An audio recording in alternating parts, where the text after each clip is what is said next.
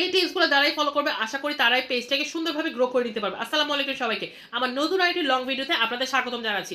আজকে কিছু সেটিংস আপনাদেরকে জানিয়ে দিব যে সেটিংসগুলো আপনাদের অবশ্যই ঠিক রাখতে হবে এবং নিয়মিত চেক করতে হবে যে আপনার এই সেটিংসগুলো ওকে আছে নাকি, এবং এগুলো যদি ওকে থাকে তাহলে ইনশাআল্লাহ আপনার পেজ গ্রো হবে এবং আপনি পেজ থেকে ইনকাম করতে পারবেন।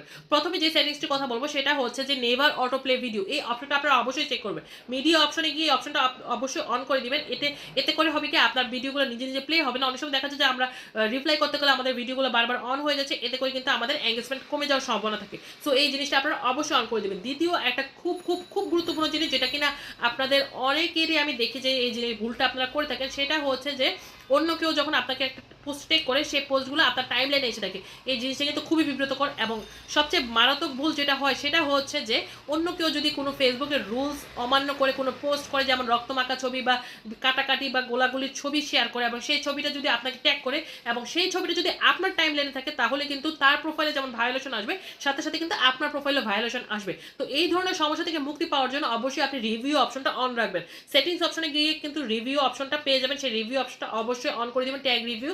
এতে করে হবে কি আপনাকে যখন কেউ কোনো কিছুতে ট্যাগ করবে, সেটা আপনার কাছে একটা নোটিফিকেশন আসবে। আপনি যদি সেই ট্যাগটা অ্যাকসেপ্ট করেন, তো তখন সেটা আপনার প্রোফাইলে শো করবে, আদারওয়াইজ কিন্তু কোনো শো করবে না। সো অবশ্যই এই রিভিউ অপশনটা আপনাকে অন রাখতে হবে যদি আপনি ফেসবুকটাকে সুরক্ষিত রাখেন। 3 নাম্বার হচ্ছে আপনার ভিডিওগুলো যেন অন্য কেউ শেয়ার করতে পারে, সেই পারমিশনটা অবশ্যই অন করে দিবেন। আমরা অনেক সময় স্টোরিতে বিভিন্ন ধরনের ইম্পর্টেন্ট জিনিস দেই এবং সেটা কিন্তু অন্য মানুষের শেয়ার করতে চায়। এটা যদি আপনি অপশনটা যদি অন না রাখেন, তাহলে কিন্তু সে শেয়ার করতে পারবে না। আর আপনার স্টোরিটা যদি অন্য কেউ তার স্টোরিতে শেয়ার করে, এর থেকে কিন্তু আপনার প্রচুর পরিমাণে এঙ্গেজমেন্ট আসার একটা সুযোগ থাকে এবং ফলোয়ার আসার সুযোগ থাকে। সো এই জিনিসটা আপনারা অবশ্যই অন করে দিবেন যে স্টোরিটা যেন সবাই শেয়ার করতে পারে।